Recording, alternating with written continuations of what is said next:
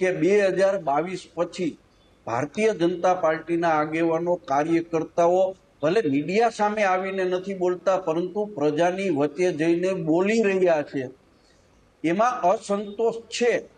અને બીજું કે કોંગ્રેસ પાર્ટી તાકાતથી ખેડૂતોના મુદ્દાઓ હોય, મોંઘવારીના મુદ્દાઓ હોય, બેરોજગારીના મુદ્દાઓ હોય, આ મુદ્દાઓ ઉપર લડાઈ કરે છે। ખેડૂતોની અંદર નારાજગી છે અને ભારતીય જનતા પાર્ટીનો આંતરિક અસંતોષ જે રીતે અત્યારે સૌરાષ્ટ્રની અંદર, હું આખા ગુજરાતનું મને ખ્યાલ નથી એટલે નથી કહેતો, પરંતુ સૌરાષ્ટ્રની અંદર જે રીતે આંતરિક અસંતોષ વધતો જાય છે એ જોતા હું એવું માનું છું કે 2027ની અંદર સૌરાષ્ટ્રની અંદર ભારતીય જનતા પાર્ટીનો દેખાવ નબળો પડશે ને પડશે।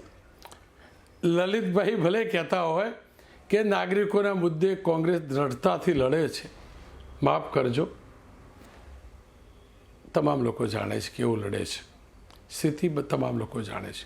પણ હા, ભગાભાઈના નિવેદન પરથી એક વાત સ્પષ્ટ છે, 17 મહિના જતાં હવે વાર નહીં લાગે, 182 બેઠકો ઉપર કોઈ મંચ ઉપર બોલતું હશે, કોઈ પડદા પાછળ બોલતું હશે, કોઈ ગ્રુપ મિટિંગમાં કહેતું હશે, 27ની ચૂંટણીની તૈયારીઓ ચોક્કસથી શરૂ થઈ ગઈ છે। આ હકીકત છે, હકીકત છે।